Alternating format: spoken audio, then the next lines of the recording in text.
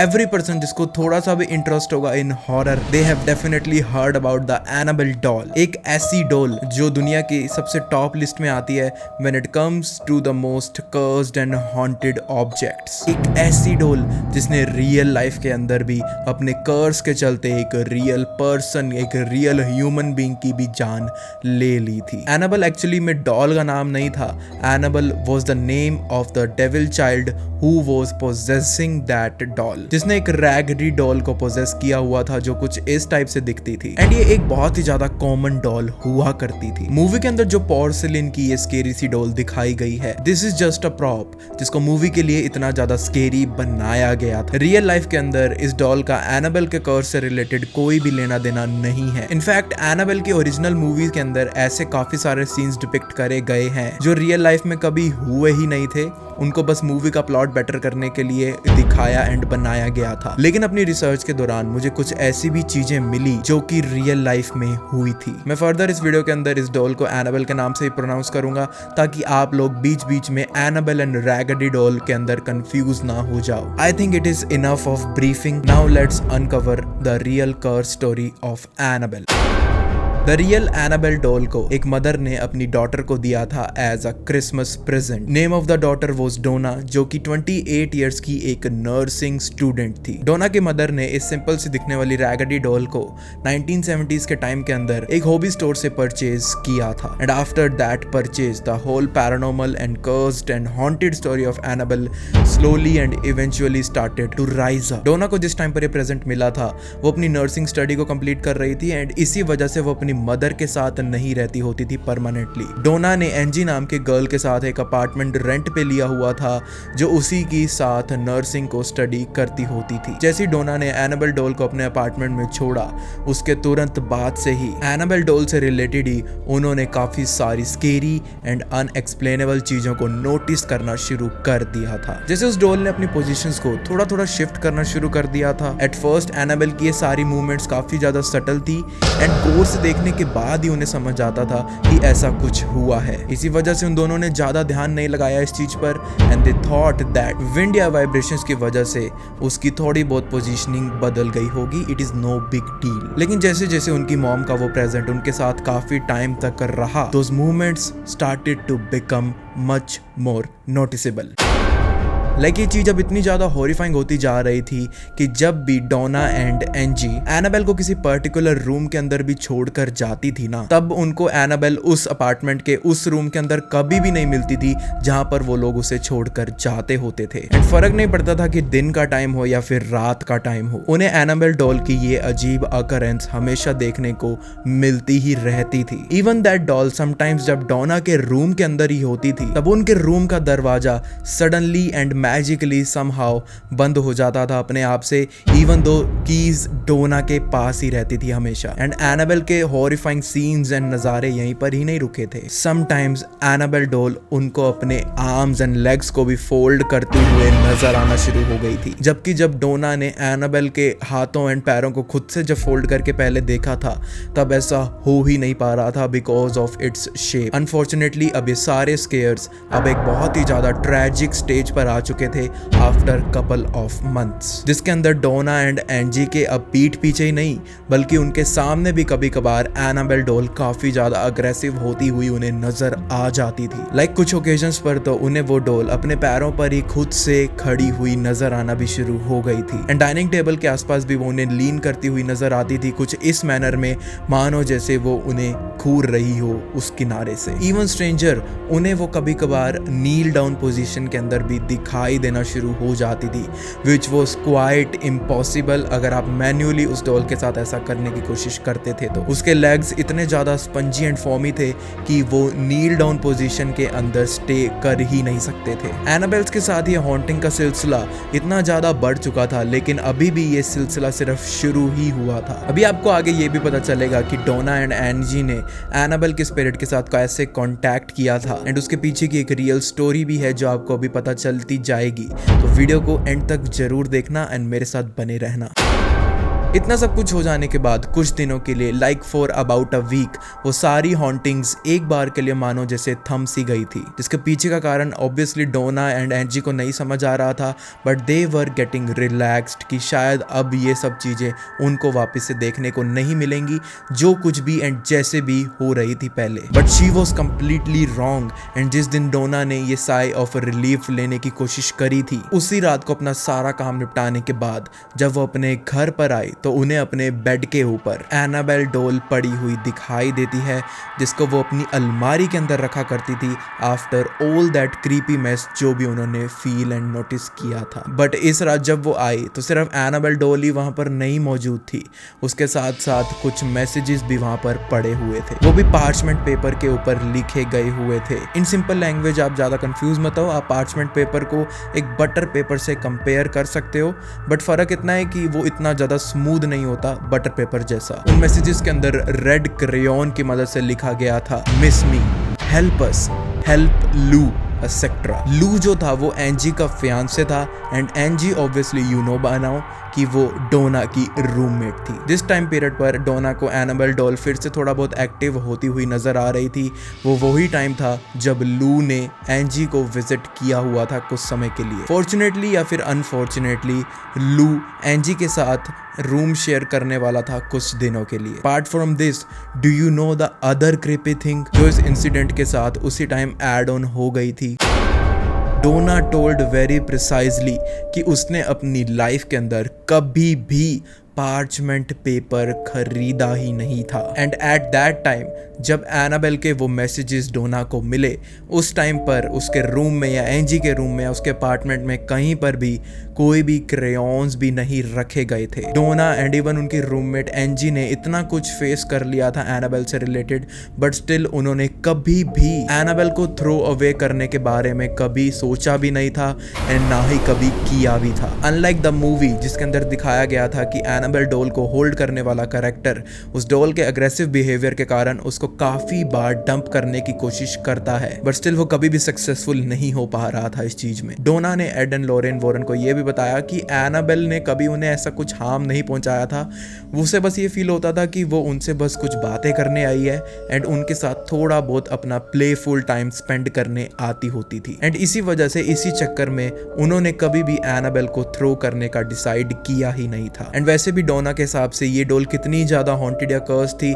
लेकिन थी तो वो उनकी मॉम का एक प्यारा सा प्रेजेंट ही, तो उसको संभाल कर रखने की जिम्मेदारी भी डोना सेड की उन्हीं की होनी चाहिए। ओके, नाउ इट्स टाइम कि हम उस एनाबेल डॉल या फिर मुझे अभी के लिए कहना चाहिए कि उस रैगडी डॉल के पीछे के पोजीशन का कारण अनफोल्ड कर लेना चाहिए, वो भी in true words of Donna, Angie and Lou, because उनसे बेटर इस डॉल को इस दुनिया में कोई भी नहीं जानता था।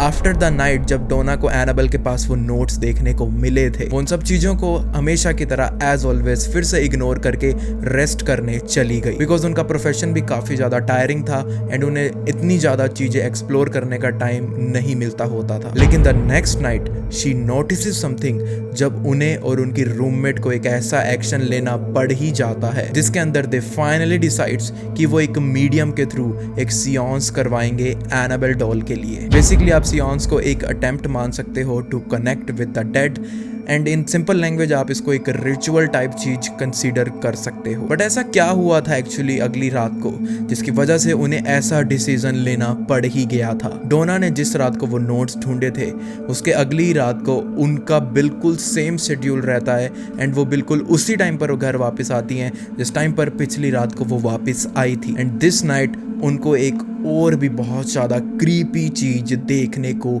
मिल जाती है। But that day Donna notices real bright blood drops and spots on Annabelle hands and chest. Donna जैसे कि आपको अभी तक पता चल ही गया होगा कि एक नर्सिंग की स्टूडेंट थी एंड जब उन्होंने एनाबेल के उस ब्लड को देखा तो उसी टाइम उन्हें समझ आ गया था कि ये रियल ब्लड है, ना कि किसी चीज का स्टेन है। एंड इसी साइड सीन के बाद Donna and Angie decides to get some real help and वो लोग ट्राई करते हैं इस डॉल के पीछे पोजीशन करने वाली स्पिरिट से कांटेक्ट करने का। डोना ने अगले दिन एक ऐसे मीडियम को बुला भी लिया था था अपने घर में, अपने अपार्टमेंट में, जो उनकी मदद कर पाता to contact with that possessed. And वो अपने पहले ही सियोन्स, अपने पहले ही सेशन के अंदर ऐसा कर पाने में सक्सेसफुल भी हो गए थे। वो मीडियम, वो पर्सन कौन था जिसकी स्पेसिफिकली डोना एंड एंजी ने हेल्प ली थी, उसके बारे में काफ़ी कम इंफॉर्मेशन है, बिकॉज डोना ने कभी भी ओपनली एंड पब्लिकली इस चीज़ को इतना ज़्यादा शेयर नहीं करा था। बट लकीली उस मीडियम के थ्रू फाइनली डोना एंड एंजी को एनाबेल डॉल के पीछे की कर्ल स्टोरी के बारे में थोड़ा बहुत पता चलना शुरू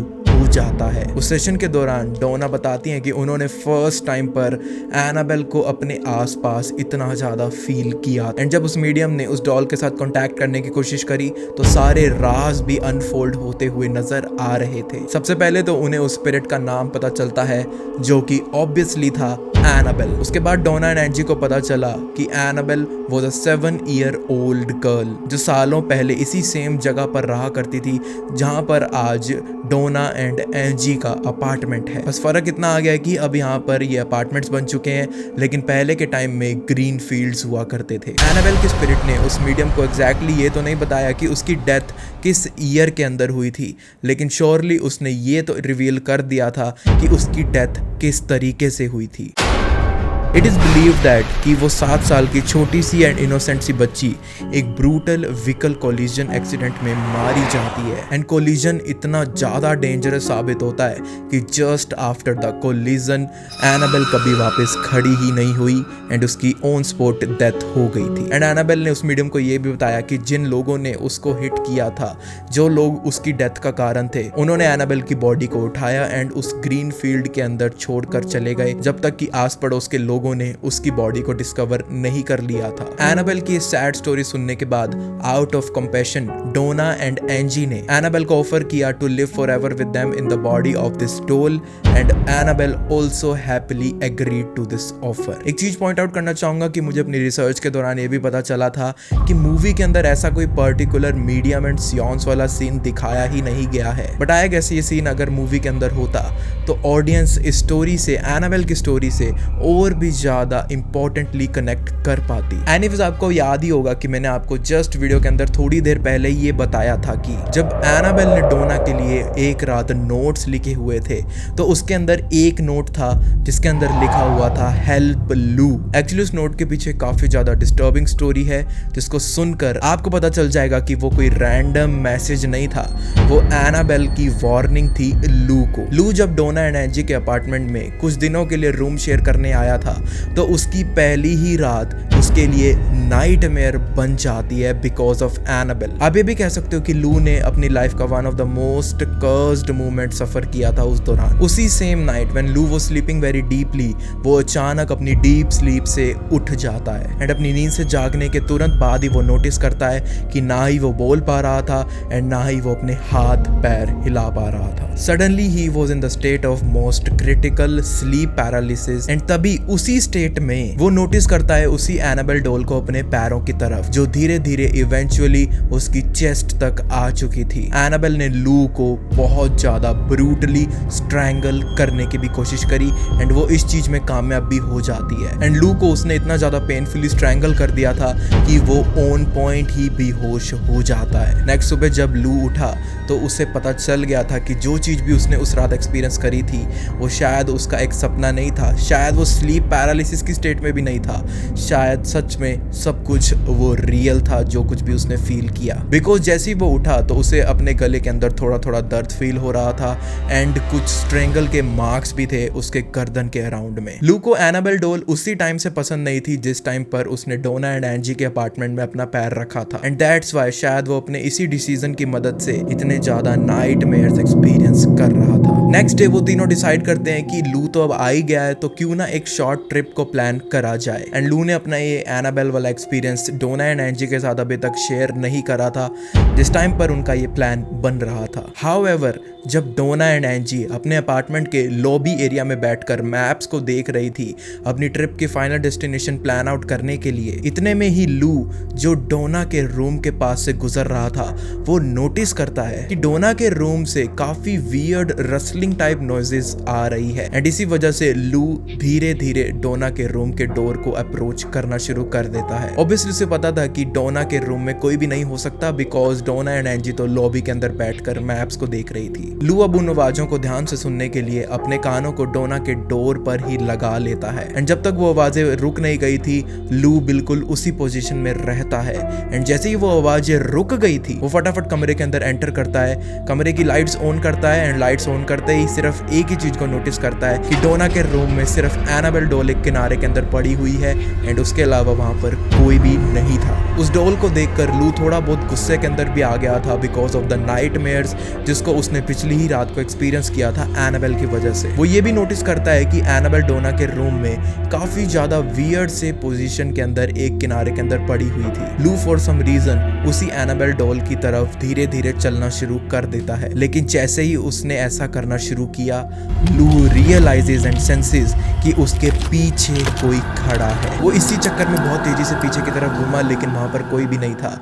एंड जैसे ही वो पीछे घूमा वो फटाफट वापस भी डॉल की तरफ घूम गया था, एंड जैसे ही वापस वो एनाबेल की तरफ देखता है उसको अपनी चेस्ट काफी ज्यादा हैवी फील होना शुरू हो जाती है। इतनी ज्यादा हैवी फील होना शुरू हो गई थी कि लू ने अपनी टी शर्ट भी उसी टाइम निकाल दी थी, एंड फर्दर इंस्पेक्शन के अंदर लू को ये पता चला कि उसकी चेस्ट पर 7 क्लॉज के निशान आ चुके हैं। एंड वो सिर्फ निशान नहीं थे, वो बहुत ज़्यादा डीप स्क्रैचेस थे, जिसको देखने पर ऐसा लग रहा था मानो जैसे किसी जंगली जानवर ने ऐसा किया हो उनके साथ। एंड उन 7 क्लो मार्क्स के अंदर 4 क्लो मार्क्स हॉरिजॉन्टल थे एंड 3 वर वर्टिकल। एंड कुछ लोग उन मार्क्स से ये डिपिक्ट करने की कोशिश करते हैं कि शायद एनाबेल अपनी एज को दिखा रही थी लू के ऊपर ये साइंस के थ्रू। उन निशान्स को गैदर करने के थोड़ी देर बाद ही लू को ऐसा लग रहा था जैसे उनकी चेस्ट के अंदर इंटरनल ब्लीडिंग शुरू हो गई हो, एंड उन्हें इतनी ज्यादा बर्निंग सेंसेशन हो रही थी उन मार्क्स के अंदर मानो जैसे किसी ने उनकी बॉडी के ऊपर आग लगा दी हो। इतना सब कुछ हो जाने के बावजूद भी लू ने डोना एंड एंजी को इन इंसिडेंट्स के बारे में नहीं बताया था, बिकॉज वो नहीं चाहते थे कि उनकी वजह से या उस डॉल की वजह से उनकी वो ट्रिप कैंसल आउट हो जाए। बट वन थिंग लू को समझ आ गई थी कि जिस टाइप से वो एनाबेल को पसंद नहीं करता था उससे 100 गुना ज्यादा एनाबेल लू को भी पसंद नहीं करती होती थी। अपनी 3 डेज की ट्रिप को सक्सेसफुली कवर करने के बाद इवेंचुअली लू ने डोना एंड एंजी को अपने इस इंसिडेंट्स के बारे में बता ही दिया था for their own safety. And लू की वो ब्रूटल स्टोरी सुनने के बाद डोना एंड एंजी को ये समझ आ गया था कि शायद एनाबेल इतनी भी इनोसेंट नहीं है जितनी वो उन्हें प्रिडिक्ट करने की कोशिश करती है। इसी वजह से फाइनली डोना डिसाइड करती है कि वो अब अपने इस प्रेजेंट को राइट हैंड्स के अंदर हैंड ओवर कर देगी। ऐसा करने के लिए Donna contacted their local priest Father Hegan. Father Hegan then contacted their superior father Father Cook, and then Father Cook ने immediately the famous paranormal researchers Ed and Lorraine Warren को ये doll hand over कर दी थी। And उसके बाद से ये doll Ed and Lorraine Warren के पोजीशन के अंडर ही रही हमेशा, and rest is all just history. In fact जितनी भी स्टोरी मैंने आपको बताई है ये डोना, एंजी एंड लू के ट्रायो ने ही real life Ed and Lorraine Warren को बताई थी फॉर द रिकॉर्ड। वैसे भी जिसके साथ में ये सब चीजें हुई हैं एंड जिसकी ये डॉल थी उनसे बेटर इस स्टोरी को कौन ही जानता होगा। एंड यही सारी बातें द डिमोनोलॉजिस्ट बुक के अंदर आपको देखने को मिल जाएंगी, जो कि जेराल्ड ब्रिटल नाम के एक ऑथर ने पब्लिश करी थी। ये स्टोरी अभी भी एंड नहीं होती। मैं आपको अभी एनाबेल से रिलेटेड एक और चीज के बारे में बताना चाहूंगा, जो कि कोई स्टोरी नहीं है बल्कि एक रियल लाइफ इंसिडेंट है, जो आई एम श्योर कि आप में से बहुत कम लोगों को ही पता होगी, स्पेशली अगर उसमें हम एनाबेल का नाम भी ऐड ऑन कर देते हैं तो। Do you know it is believe that कि जो रियल लाइफ एनाबेल डॉल है एक रीजन मानी जाती है एक लिविंग ह्यूमन बीइंग की डेथ के पीछे की। आप में से काफी सारे लोगों को पता होगा कि जो रियल एनाबेल डॉल है उसको वॉरेन्स ऑकल्ट म्यूजियम नाम की एक जगह के अंदर सेफली रखा हुआ है। कुछ टाइम पहले इसी म्यूजियम में एक मोटरसाइकिलिस्ट अपनी गर्लफ्रेंड के साथ एनाबेल डॉल को विजिट करने के लिए आया हुआ था। बेसिकली वो उस म्यूजियम के एक टूर के लिए ही आया हुआ था, एंड एड वॉरेन उस मोटरसाइकिलिस्ट को अपने म्यूजियम का एक पर्सनल टूर भी दे रहे थे। लेकिन सरप्राइजिंगली जैसे ही वो मोटरसाइकिलिस्ट एनाबेल डॉल को नोटिस करता है उसके वो ग्लास केस के अंदर, तो वो उसे देखते ही काफ़ी ज़्यादा फनी फेसेस बनाने लग जाता है। उसको बोलने लग जाता है कि तू अपना वर्स्ट से वर्स्ट करके दिखा मेरे ऊपर भी वैसे ही स्क्रैचेस डाल जैसे तेने लू के ऊपर डाले थे। Basically he was mocking Annabelle in the worst way he could. And ये सारी हरकतें करते करते वो एनाबेल के ग्लास केस को अपनी फिंगर से भी ऐसे प्रेस करने की कोशिश करने लग जाता है। ऑब्वियसली इस हरकत की वजह से एड लोरेन ने म्यूजियम की सिक्योरिटी को फटाफट बुलाकर उस मोटरसाइकिलिस्ट एंड उनकी गर्लफ्रेंड को वहां से किक आउट करवा दिया था। इसी इंसिडेंट के थोड़ी देर बाद ही एड एंड लोरेन वॉरेन को जो खबर सुनने में आई, वो सुनने के बाद they were literally shocked to death. उन्हें पता चलता है कि वो मोटरसाइकिलिस्ट उस म्यूजियम से निकाले जाने के बाद जब अपनी किसी डेस्टिनेशन की ओर जा रहा था, तब उसकी मोटरसाइकिल बहुत तेजी से एक पेड़ के अंदर जाकर स्ट्रक कर जाती है। ब्रूटल एक्सीडेंट में उसकी गर्लफ्रेंड तो बच गई थी, लेकिन वो मोटरसाइकिलिस्ट की ऑन स्पॉट डेथ हो जाती है। एंड वो एक्सीडेंट इतना ज़्यादा ब्रूटल था कि आप तो उस मोटरसाइकिलिस्ट की आफ्टर एक्सीडेंट वाली पिक्चर्स को देखकर ही काफ़ी ज़्यादा क्रीपी फील करने लग जाओगे। ऐसा नहीं था कि उसकी गर्लफ्रेंड एकदम हेल्दी उस एक्सीडेंट से बाहर आ पाती, उसकी गर्लफ्रेंड भी बहुत ज़्यादा सीवियर डैमेज ले चुकी थी अपनी बॉडीज़ के अंदर, एंड वो भी एक बहुत ही ज़्यादा क्रिटिकल हालत में जा चुकी थी। इतनी ज़्यादा क्रिटिकल हालत में वो जा चुकी थी कि उसको 1 साल तक हॉस्पिटलाइज ट्रीटमेंट देना पड़ा before she could have some recovery. आज तक ये नहीं पता चला है कि उनकी बाइक के अंदर ऐसी कोई खराबी आ गई थी जिसकी वजह से शायद ब्रेक नहीं लगी, या फिर हैंडलिंग अच्छे से नहीं हुई, या फिर वो बाइकर ही थोड़ा अनकॉन्शियस हो गया था।